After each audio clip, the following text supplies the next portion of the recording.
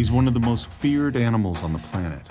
He weighs 2,000 pounds, has razor-sharp teeth, and has evolved to be one of the most stealthy ambush hunters in the oceans.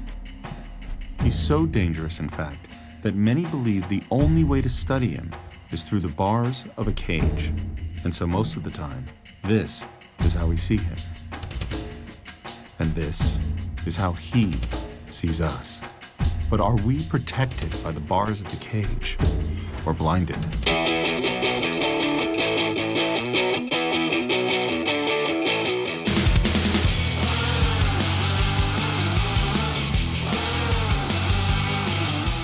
On a small research vessel off the coast of Mexico, a group of scientists, divers, and filmmakers will swim beyond the cage in order to look into the mind of a single great white shark.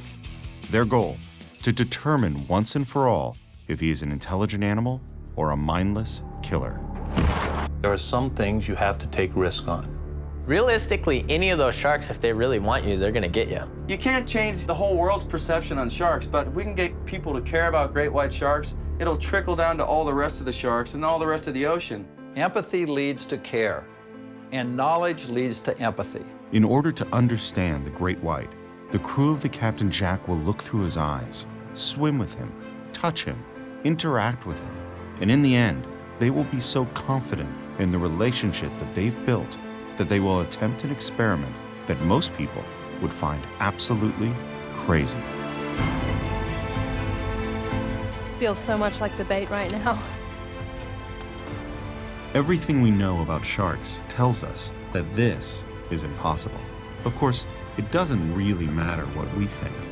The only thing that matters is what he thinks.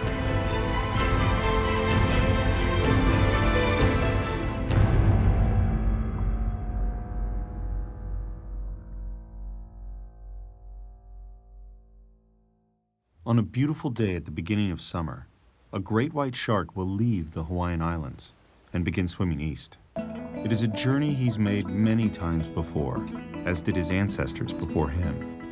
It is a journey from warm water to cold, from feeding on dorado and wahoo to tuna and elephant seals. It is 3,500 miles, and he will swim it on a course which is almost perfectly straight. His name is Bruce, or at least that's the name we've given him. He could be 11 years old, or 12, or 20. He is one of the dominant males of one of the most powerful species of predators on the planet. And if you were to fall in the water with a great white shark, this is exactly the animal you'd want by your side. People run out the door to come and see Bruce. They like Bruce, and they think Bruce likes them. The crew of the Captain Jack has sailed all the way to Guadalupe Island off the coast of Mexico in order to work with Bruce, whose unique personality is perfect for their experiments. The white sharks, they have different personalities. Actually, sometimes you can identify the shark just because of the behavior. Dr. Mauricio Hoyos has probably spent more time working with the great whites on Guadalupe Island than anyone else on the planet. I started to love sharks because of the movie Jaws. And I had the same idea of everybody at the beginning. My conception, it was that it was going to try to feed on the divers, or it was going to try to attack the cage, and nothing like that happened. It has changed because I have been in touch with them and I know them. And I think that if you want to change your mind, you have to know in person these animals. Bruce and hundreds of other great whites migrate each year to Guadalupe Island, making it one of the most important destinations for shark research on the planet. I am using ultrasonic transmitters with temperature and depth sensors, and also I have underwater receivers, so we can know the diving behavior of the shark when it is really close to the island. The tag on Bruce, and others like it, have allowed scientists like Mauricio to paint an increasingly precise picture of what Bruce's life is really like. Some areas, however, remain shrouded in mystery. Great white shark reproduction has never been witnessed by human eyes. What little we know has been pieced together from tracking data, lab experiments, and comparisons with other species of shark. Bruce's parents probably mated somewhere in the course of their long migration. Perhaps it was in Hawaii or Guadalupe, or perhaps it was at the Great White Cafe, a mysterious spot in the middle of the Pacific where great white sharks gather from all across the Western Hemisphere. Unlike other fish, great whites' eggs hatch in the womb and are carried to term before a live birth. However, even in the womb, Bruce had to fight for survival, competing with the other pups to consume their mother's unfertilized eggs. The loser of these interuterine battles were often consumed themselves. After a year-long gestation period, Bruce's mother gave birth to him and a few other survivors. Bruce was probably just under 5 feet as he swam into the open ocean for the first time. And from that moment on, he was on his own. How did he find food? How did he protect himself from larger predators? Unfortunately, while ultrasonic and satellite tags can provide scientists like Mauricio with an incredible amount of data, what they don't do is tell us what a shark like Bruce is thinking. Why is he going deep or shallow? What does Bruce's behavior mean? In many ways, the study of sharks is in the same position today that the study of primates was in 40 years ago. It took 2 women, Jane Goodall and Diane Fossey, to revolutionize the way animals were studied. Instead of observing the animal from a distance or through the bars of a cage, they interacted, they connected. They formed a relationship with another species and learned things about the chimpanzee and the mountain gorilla that no one had ever suspected before. It is their work that the crew of the Captain Jack had been trying to emulate for much of the last decade. In 2004, this led them on one of the most unusual and ill-fated experiments in the history of shark research. So in taking the ideas that Jane Goodall and Diane Fossey had, we came up with this idea to build a shark that we could be inside with and swim with the sharks like we're a shark. That idea alone shows how incredibly out of touch we are with their world. After years of work and a few close calls, the crew of the Captain Jack finally got their shark to swim. However, the lessons you learn from the experiment are often very different from what you set out to find. The moment the first great white saw Robo, we were certain that something big was going to happen. Maybe they'd posture, test it, attack it, but they didn't. In fact, the most interesting thing the crew saw wasn't inside the shark sub, but outside. Something that people don't think about with a show like this is that for every shot you see, there was a cameraman in the water shooting it. And while the sharks were kind of interested in the sub, the things they were really curious about were the divers. It was this experience that led the crew of the Captain Jack to an idea that most people would find absolutely crazy. What if, instead of observing the shark through the bars of the cage, or even from inside Robo, they attempt to interact with him in the open ocean? Would it be possible to form a relationship with a great white shark in the same way that Diane Fossey and Jane Goodall form relationships with their primates? We get a call in at National Geographic, and it's this guy, Mike Hoover. So I called Bob Cranston. Hey, Bob, you ever hear of Mike Hoover? Oh, yeah, I know Mike Hoover. Well, he's saying he wants to film white shark predations without a cage. He's like, yeah, that sounds like Hoover. Mike Hoover has filmed Everest, led 3 unsupported expeditions to Antarctica, windsurfed from Alaska to the Soviet Union, and lived for years among the Mujahideen during the war against the Soviets in Afghanistan and the Taliban before September 11th. And he's done all of this in order to transform the way we see the world.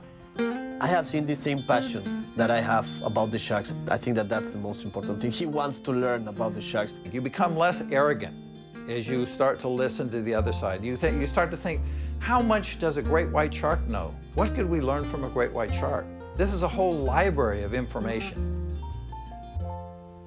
Gathering that information is what Mauricio has been trying to do in the waters off Guadalupe for the last 7 years. And we learned really interesting things about the behavior. They know that they are really powerful. So in order to avoid a fight, I have seen like 2 sharks swimming really close to each other, measuring each other in order to know who's bigger. I have seen something that it's called a display. It's like a dog showing the teeth. So I don't want to have a fight with you. Let's try first this. And if it doesn't work, then there's going to be a conflict between them. I have seen the sharks biting each other on the gills, on the head or even on the feet. It was questions like these of shark interactions, social behavior, and dominance that the crew was determined to explore during their Robo-shark experiment. But they could never get the great whites to treat Robo like he was one of them. First of all, there's no way you can fool them because they're so much smarter than you think they are. Robo-shark might look like a decent approximation of a great white to us, but sharks don't sense the world the way we do. In addition to excellent sight and a far superior sense of smell, sharks also possess electrical sensing organs known as the ampules of Lorenzini. These jelly-filled canals are so sensitive that they can detect the 1 billionth of a volt generated by the heartbeat of a tiny fish buried under the sand. Without this sixth sense, it is absolutely impossible for us to imagine what the underwater world looks like to a great white shark. An even stronger current is produced when metal, such as steel, comes in contact with salt water. Actually, when the cage diving operations started, all the cages were made of steel, and the sharks were really aggressive. And we would interpret that as they're trying to eat the divers in the cage. That's what everybody thought. Oh, the shark wants to eat the persons inside of the cage. But no, it's because of the reaction of the salt water with the metal. It's a galvanic current. Once shark cages were constructed out of aluminum, incidents of unprovoked sharks biting the bars fell considerably. This same galvanic current explains why sharks are drawn to bite everything from outboard motors to transatlantic communication cables. It also explains why Robo-shark never fooled any of them. While the crew of the Captain Jack was struggling to get a shark to swim, National Geographic's Greg Marshall was refining a far more elegant solution. The critter cam. The critter cam. The critter cam. Yeah, critter cam! Rather than hiding a cameraman inside a shark, the critter cam turns a shark into a cameraman. Since its development, the critter cam has been used on everything from a blue whale to a common house cat. I always wonder, if I would be a shark, what would I see? And I think that with the critter cam, you can know that for sure. But if you want to deploy a critter cam on a great white shark, you're going to need two things: the right shark and the right crew. I want to understand this animal. I want to check it out. I want to see how they react. I want to see how you react. Brandon Whaler. You guys see that right there? Shark! It's kind of like 23 going on 17 in some aspects. Was described in one of the diving magazines as a Tiger Woods of blue water hunting. And I know he's got my back, you know, and it's the same with him. I got his back, and I mean, he's a friend of mine. I don't want to see him get hurt or eaten. Mark Healy has gained an international reputation as one of the world's top big wave surfers, but he's also a world-class freediver. The way I look at it is I learn a lot about myself whenever I push the envelope. In the past, most underwater shark research has been done using scuba. Unfortunately, sharks don't like all the noise scuba gear makes, and the steel tanks produce the same galvanic current as an old-fashioned shark cage. But Brandon and Mark are world-class freedivers. That means that on a single breath hold, they can swim down to depths of well over 100 feet. Their speed, silence, and freedom of movement will hopefully allow them to interact with Bruce in ways scuba divers never could. But I pride myself in being passionate about them and feeling that I know what they're thinking and what they're doing and why, at least for the most part. And then they do something totally different and I'm like, geez, I've been studying for 7 years and they've been around for millions. What the hell do I know? Andy Brandy Casagrande IV, the world's neatest name. It turns out there is no third, there is no second. His dad made it up and he thought it sounded better with a fourth on it. You're going to swim with great white sharks. Oh, you're crazy, man. You're crazy. And then they speed away in their Porsche and snort cocaine. And the guy has some loose screw in his system that has made him super passionate about wildlife, and in particular, the great white shark. where is he? Talk to us. Here. He's right in front of you. He came knowing a lot, and he still knows a lot, and I think it would be more the other way what we've learned from him. But the most unusual member of the Captain Jack's crew isn't a scientist or a filmmaker.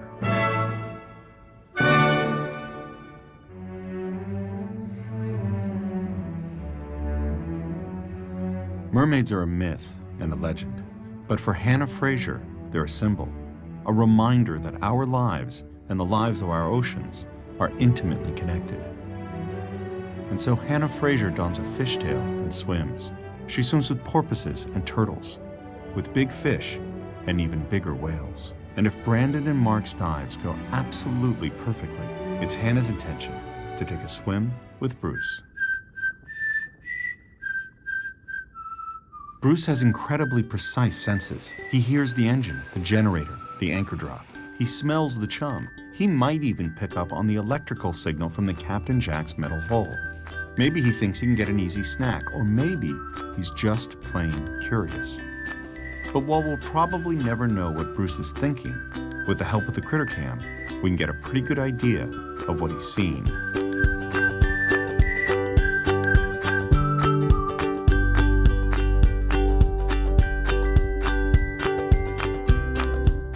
For the next few hours, Bruce became the project's most valuable cameraman, filming scenes around Guadalupe Island that had never been seen before.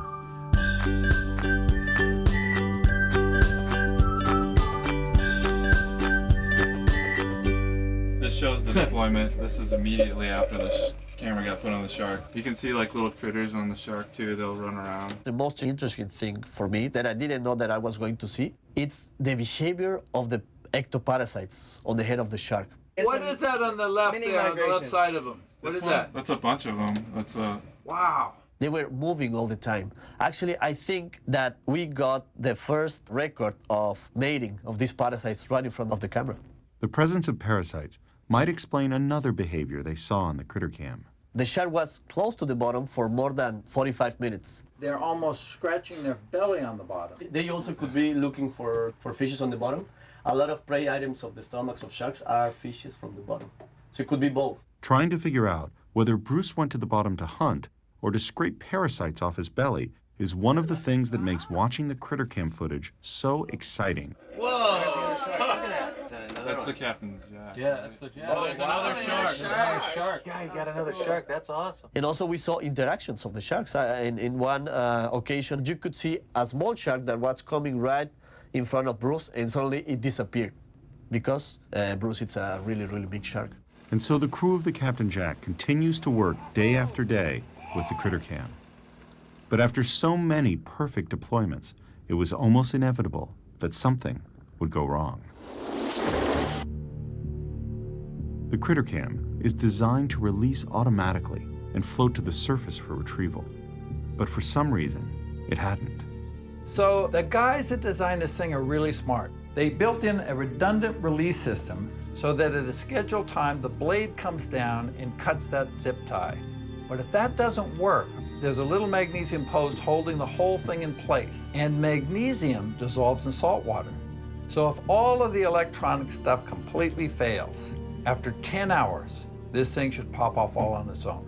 But while the system worked perfectly, the critter cam became tangled in the other tags on Bruce's dorsal fin. This wasn't about losing a valuable piece of equipment. This was about Bruce, and there was no way of knowing how long the camera would be stuck on his back. There was only one solution. If the critter cam didn't fall off on its own, then somebody was going to have to swim down and take it off by hand.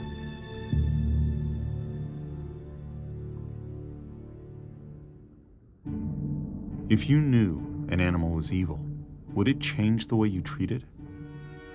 The killer whale is one of the most powerful predators in the oceans, but it is protected and revered, while the shark is slaughtered at the rate of approximately 100 million a year. If you knew an animal was unfairly labeled as a demon, how much would you be willing to risk to save it? Well, going into the trip, I made up my mind that I wasn't gonna force any kind of dangerous situation. I'd only jump in with a shark and interact with him outside of the cage if it totally seemed like it made sense to me. So first 5 minutes we get on the boat, Bruce, the biggest shark we saw the whole trip, was there. And the second I saw him, I knew he was one that I could swim with. So this critter cam was supposed to deploy, and it never did. It was stuck on his back. And apparently the people at National Geographic spent a ton of money on this thing. So they really wanted it back, and they were kind of talking jokingly amongst themselves about wish somebody could just go and cut it. So I was like, yeah, I think we can do that. I knew that everything was there, and he was the perfect white shark to come in contact with. But it's like having all the information on insider trading, but you have to put your life savings up front. The moment that he came and tuned straight into me, and I realized that I was the sole interest of him at that moment, that's when I'm sure that shark could hear my heartbeat loud and clear in the water. Felt like it was beating right here in my throat, you know? It was his for the taking. If he wanted me, it's a 100% chance he would have been able to have me. Came up, and I actually didn't approach him right. I kind of rushed it because I was super nervous. So he could see me with his left eye, and as I'm coming down, he's kind of rolling. And I'm trying to like get to his dorsal fin, and it's getting further away. I'm getting closer to the mouth and further away from the dorsal fin, so I'm like, oh crap. Ended up clipping that zip tie on the critter cam, and you could tell he was kind of trying to shake it off, and went up to the surface and thrashed around and got it loose and took off, but then he came right back around again. The shark's still around, the shark's still here. It's Bruce. We got Bruce circling around us. Bruce is right back. now. Seemed like he wanted more, you know? It's bizarre. This is a chance for an interaction. He's coming in to see about us, and we're out there to see about him. Let's kind of figure out some way to interact. The interaction with Mark Healy is a first step. But if the crew of the Captain Jack wants to forge a relationship with a predator as powerful as Bruce, they're going to need some very special help.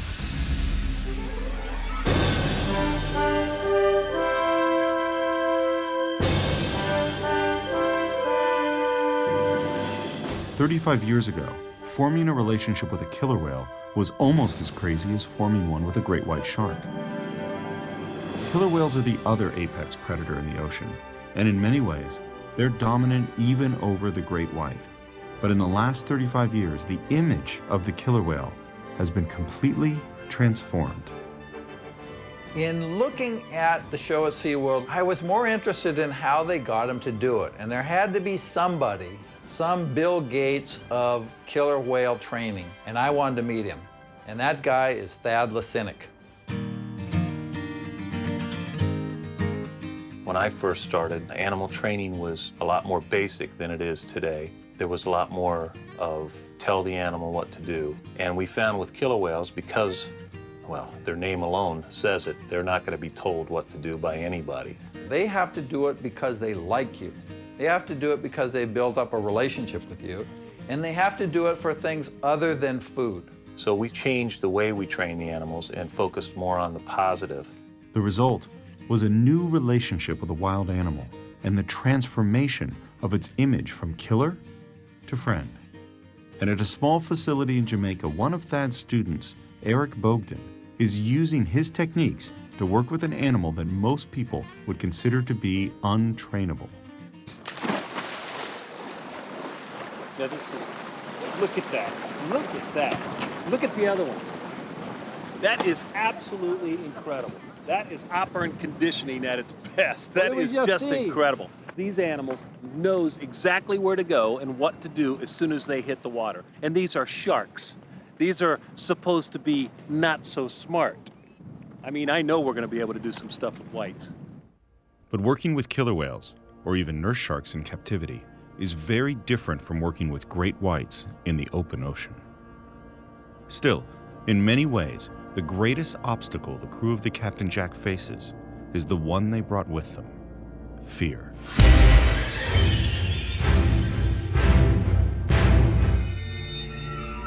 Terrifying, isn't it? But what if, instead of looking at it through the eyes of a victim, you could see through the eyes of the shark? Maybe you'd notice how the shark attacks from below, ambush style, or how its jaws dislocate and he can move his rows of teeth almost independently. Maybe you'd even notice how the guy with the bait pulls it at the last possible second in order to tease the shark and get a shot.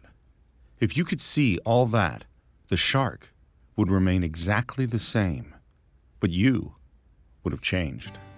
That's why the crew of the Captain Jack have come to Guadalupe, not to change the shark, but to change our perceptions of the shark through direct physical contact. But how do you interact safely with a predator as powerful as Bruce? Well, the first thing you do is you ask the guy who's done it before. So Thad, what was it like the first time you got in the water with the killer whales? Well, I mean, we spent days upon days before we got in the water with them, working with them on the surface. I mean, we've been here, what, 8 days? Yeah. And I worked with a killer whale named Ramu, who was a pretty aggressive male killer whale. He weighed about 9,000 pounds. But we'd make mistakes every once in a while. We'd push him a little too far. We'd ask a little too much of our relationship with him. And we got hurt. We got drugged to the bottom of the pool. We got held underwater. We made all the mistakes back then, and we learned from them. And that's kind of what we're doing here. It's exactly what we're doing exactly here. what we're doing It's a here, little you know? bit of trial and error. The big difference is we don't have 35 years of studying and working with them. With the and exact knowing- same animal with under the controlled exact same circumstances. animals and in those controlled circumstances. That's the difference. Hey, and I'm not saying I wouldn't do it. I'm not saying... Well, will you do it? Yeah, I'd try it. Good. After Brandon does. No, I'm kidding. Thad, how do we answer the question, why? Well, in my opinion, you can't find out more about the animal until you try something. That's the next step in learning about them. Well, I absolutely feel that way. I mean, and in a way, it's the next step in them, or at least this small population, learning about us. So under Thad's direction, Brandon and Mark swim away from the cage. Their goal, to interact with a 16-foot, 2,000-pound predator. But what happens next is something nobody would have predicted.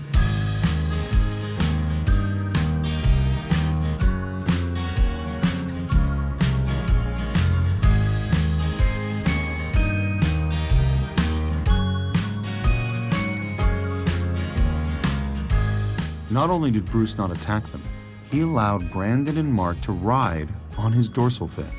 Not just once, not just twice, but all afternoon. But it wasn't just Bruce. Other sharks showed up to interact, and not one of them came in to take a bite.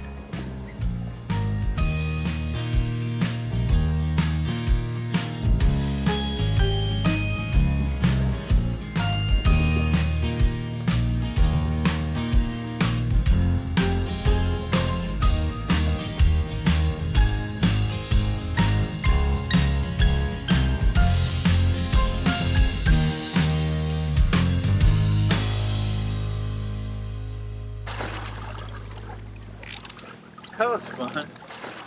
It certainly is fun. A dorsal ride is a lot of fun. And you actually sort of feel an affinity towards a shark. And you kind of feel, and this is maybe anthropomorphizing way too much, you kind of feel he might feel the same way towards you. I'm not one of those people that think I'm like got some magical communication, telepathy with animals. But what really amazed me is how some of them would just, they loved it. They keep coming back for more. And they actually wanted to be around you and not in the context of prey and predator.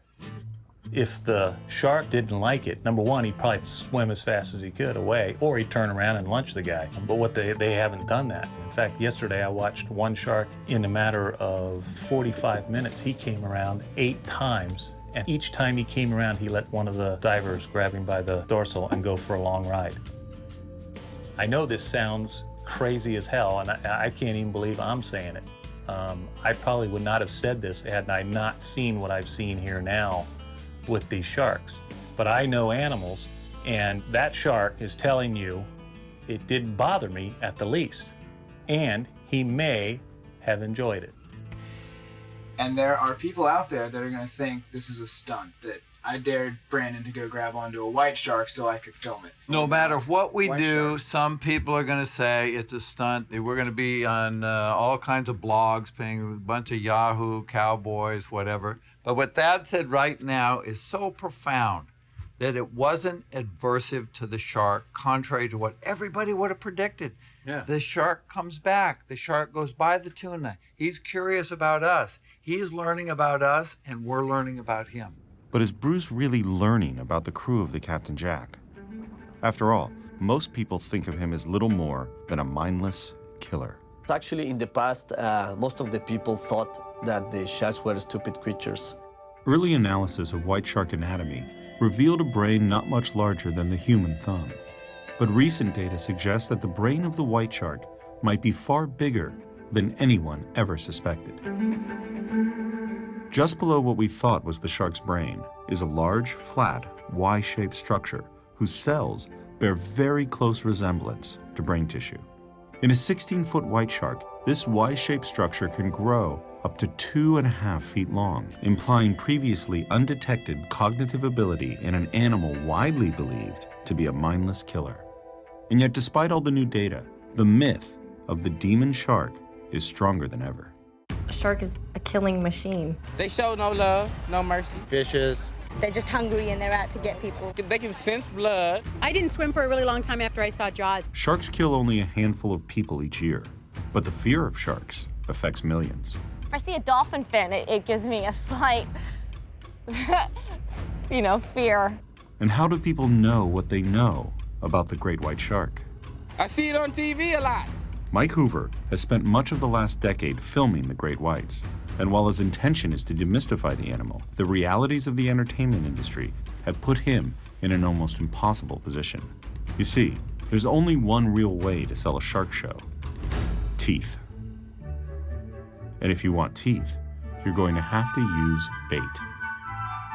So if we don't deliver the shark shot, we don't have a film, we don't get paid, and we don't get another job. So we have to get that shot. And pivotal to getting that shot is the bait.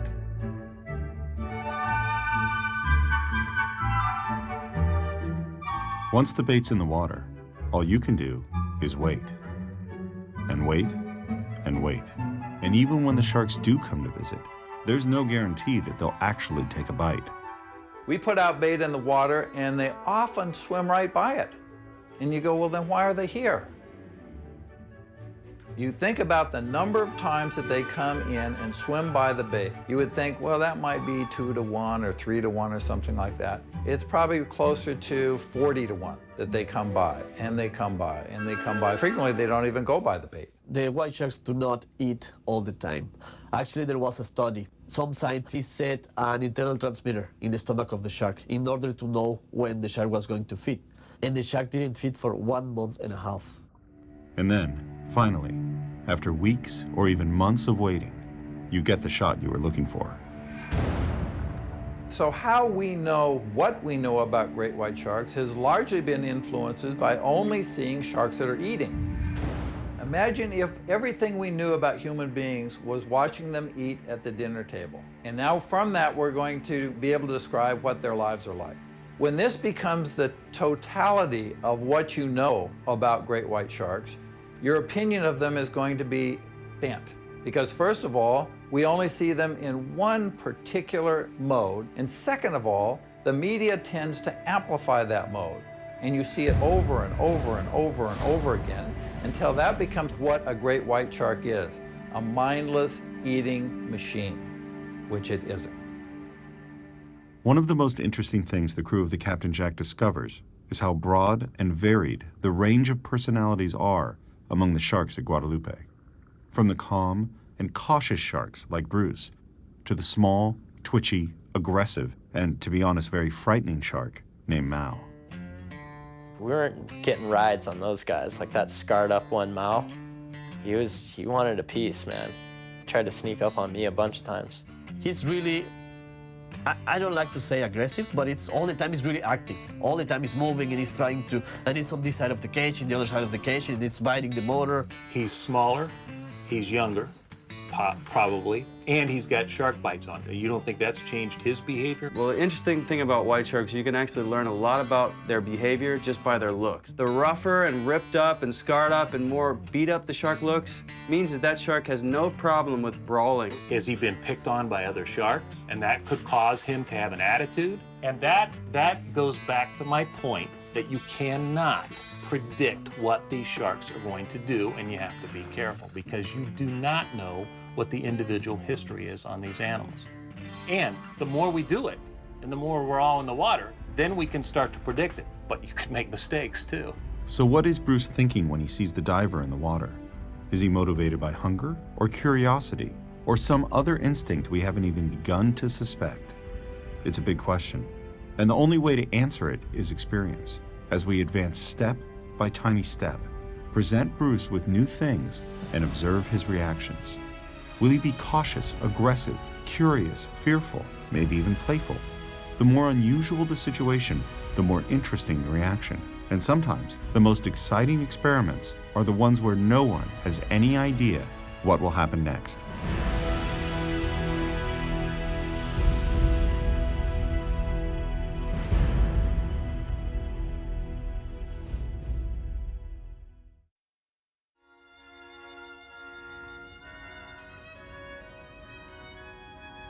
This is the world as Bruce sees it.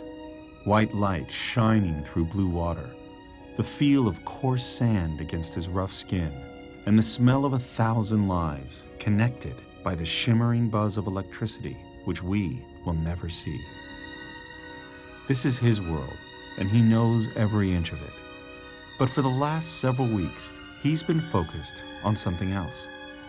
Is it possible that he is just as curious about us as we are about him?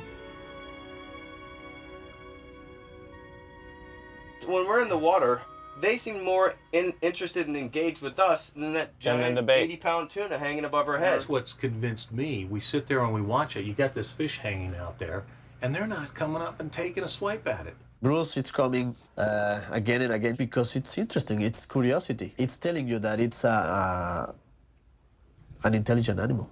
Behavior works like this. You have the behavior, and then a consequence happens. For instance, a shark could rub up against the side of the boat and knock some parasites off, and that feels good. And then he does it again. Yeah, I think that it's really important, the research of that, because he has a lot of experience with behavior, with mammals, not with sharks. But with that experience, maybe we could learn a lot of the white shark behavior, because nobody knows nothing. We have small things about that behavior with the technology, but I think that sometimes the most important thing is to be there watching face to face. For instance, and I know this is going to sound really crazy, and even to this group, but probably even more to this group on television. Give it to us. But will they like tactile? Will they like touch? I mean, every animal I've ever worked with absolutely loves a belly scratch or a rub with a brush, or killer whales love tactile, elephants love it, cats, dogs, every animal likes tactile. Would these animals like it? Possibly, because they've got a lot of parasites on them. And would they repeat something for that reinforcer? So like a couple of dorsal rides, I started like rubbing their sides and stuff, and they loved it. Now, instead of simply being motivated by hunger, the sharks at Guadalupe Island are coming in for something else, for curiosity, and possibly even for direct physical contact, which the crew of the Captain Jack can use to push the envelope even further.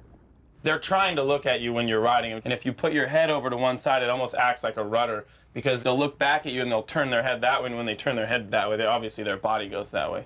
So then you go to the other side to turn left. Left Yeah. to turn left, right to turn right. Yep. Huh. Let's try it. I'm sure with the right shark, you could do it. You could totally steer him. Okay, any other ideas before we go out and get stupid? I really don't have a show if there aren't people in the water with the sharks. So I try to be the first guy in the water with the sharks and the last guy out of the water with the sharks to demonstrate that not only do I think it's safe, but they can see for themselves. It's safe, relatively safe. But is everything that he does safe? No, it's not safe. And at some point you got to realize, just like on this trip, shit's gonna happen. Yeah. If you do this enough, swim with great white sharks enough, somebody's gonna get whacked. Right. Yeah. But what's that mean? You stay in a cage your whole life? Right. I don't think so. Right. You take a guy like Mark Healy or Brandon Whalers, and they wouldn't be here if it wasn't dangerous. The truth is, it takes a very special person to do this kind of work. One who is driven not by money or fame, but out of a passionate desire to see through the eyes of a species which is at once beautiful and misunderstood. This is the great white shark song.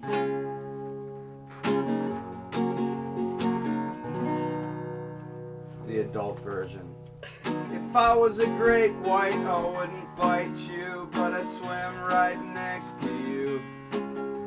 If I was a great white, I wouldn't bite you, but I'd swim right next to you and ask you how you do. Then you'd look at me and pull out a harpoon and try to shoot me. Then I'd realize how fucking really hungry I am right now. Sorry about your leg, I'll be back in a while for the rest. Don't stress, my sister will be back to clean up this mess. Relax, kick back, it's only a great white shark attack. If I was a great white, I wouldn't bite you, but I'd swim right next to you, cause it's my ocean too. So please keep it clean, cause I can be fucking mean, and I got sharp teeth. And if I realize that you don't care about the sea, well, that means you don't care about me. Oh well, that's fine, I'll just bite you in fucking half this time. If I was a great white, yeah, if I was a great white shark. Rah!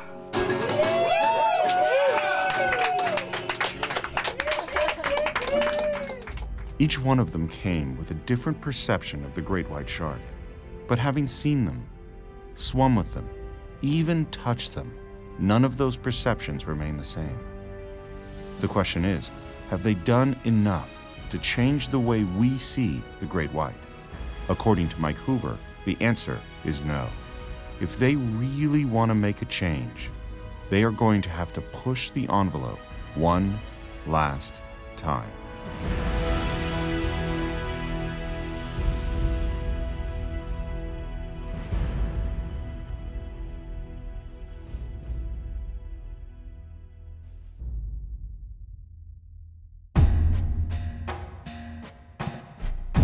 Looking into the mind of the great white shark isn't easy, because there isn't one great white, but two.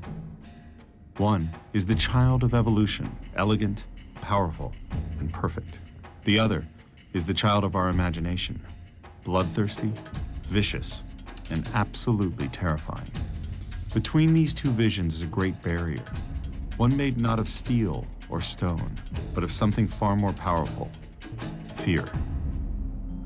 We become more and more afraid of things. Safety first. The most important thing is safety. If we're not safe, we're not being responsible. And before you know it, you have become trapped in a cage of fear of your own making. And then when we go out into the world, we take that cage with us. And anything that's different is perceived negatively. And that attitude is in effect a blinder. It makes you incapable of seeing other things because your biggest concern is safety, safety, safety. But once you cross that barrier and you go out of your cage and you come forward open-handedly and you get to know the animal, even if it's a dangerous animal, once that happens, you will care about the animal.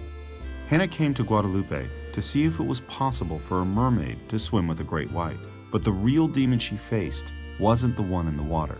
I was absolutely petrified of sharks. I'd had all my friends and family writing me emails just saying, please don't do this, nothing's worth the risk. But as she observed Bruce's interaction with the other divers, her perceptions began to change. To see you guys go and do fin rides and stuff like that, it's beyond what I thought would be possible, and to see that they don't even flinch. But just because something worked once or twice doesn't mean it will work every time. And there is a fine line between confidence and carelessness. You should never take animals for granted. I agree. And you should never take any wild animal and just accept that this is going to always happen. The crew of the Captain Jack have shown that it is possible to interact safely with the great white shark. But they've also learned that the variables to such an interaction are exceedingly complex, if not entirely mysterious. Where's the shark? Right there. Oh, no way. I don't like that. Visibility is deteriorating. Got about 15 to 25 foot of visibility. Don't think it's very safe of an idea. I guess the greatest risk or the greatest danger would be of a shark making a mistake, so to speak. They don't have hands to touch things with. What they do is they investigate everything with their mouth. The biggest problem with the great white shark is its size.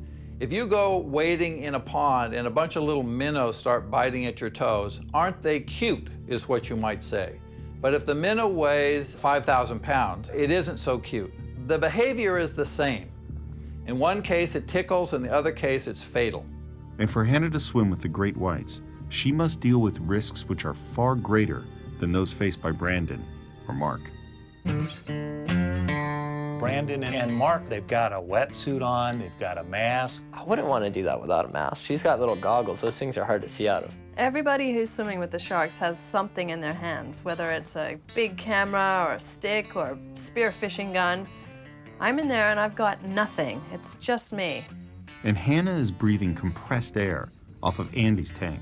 That means that if she chooses to swim towards the shark, she will have to swim away from her air supply. And because Andy is weighed down with extra tanks and a camera, there is absolutely no way he can keep up with her. Now Hannah can hold her breath for a very long time, but eventually she will either have to turn her tail towards the shark or escape to the surface.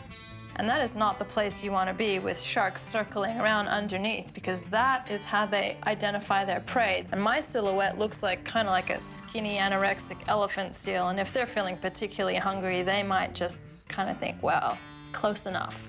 If the greatest danger of working with Bruce is that he could make a mistake, then how safe is it to introduce him to something that is half human and half fish?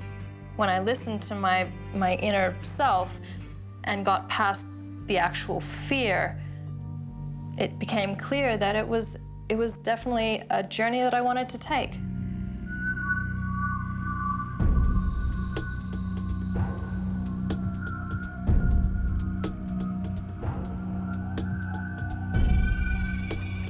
I just feel so much like the bait right now.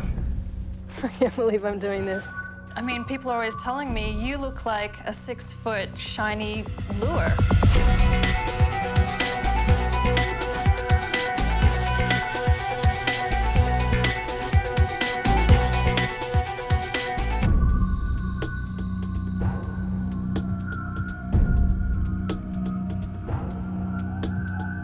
As Hannah Fraser watches the shark circle her from the safety of the cage, she can't help but think about all the unknowns that are waiting for her just a few inches away. Will Bruce's incredible senses be able to distinguish the difference between the mermaid tail and that of an elephant seal? Will he be curious enough to approach Hannah, but not so curious that he comes in for an exploratory bite? And perhaps most importantly, this is the open ocean. And while the goal is to swim with Bruce, there is no real way to control which sharks Hannah will encounter. What if it's Mal? Or even a new shark whose history and personality remain unknown? No one, not Hoover, Thad, Mauricio, or anyone else can predict what Hannah will experience when she swims out into the unknown. It is, in the end, a leap of faith. Faith in the shark and, perhaps more importantly, faith in herself.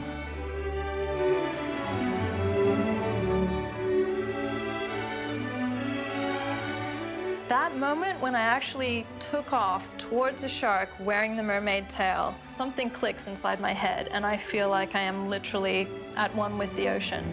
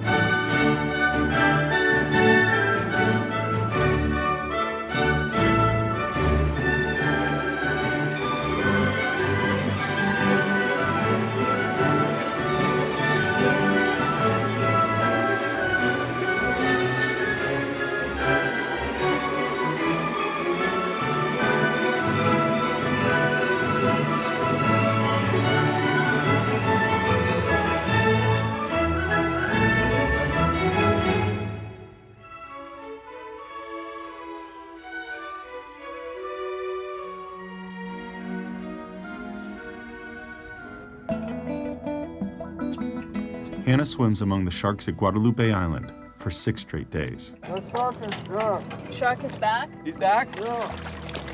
And not one of the sharks responds to her, even for a second, as anything remotely resembling a food source. So what exactly does this prove? Can we say definitively that Bruce's incredible senses allowed him to instantly differentiate between the mermaid and the animals he usually hunts? Or maybe he was acclimated to swimming with divers by the positive interactions he had with Brandon and Mark. Maybe Bruce is just a very sweet shark. Or maybe he just didn't happen to be hungry. The answer could be all of those, or none. Because the truth is that Hannah's swim, like the dorsal rides, critter cam, and every bit of Mauricio's data, are merely tiny clues in a vast mystery. But the crew of the Captain Jack knows that even the tiniest step brings them a little bit closer to understanding the deep complexity of the great white shark. And as they prepare for the long journey home, they know that just below the surface, another long journey is about to begin for a great white shark named Bruce.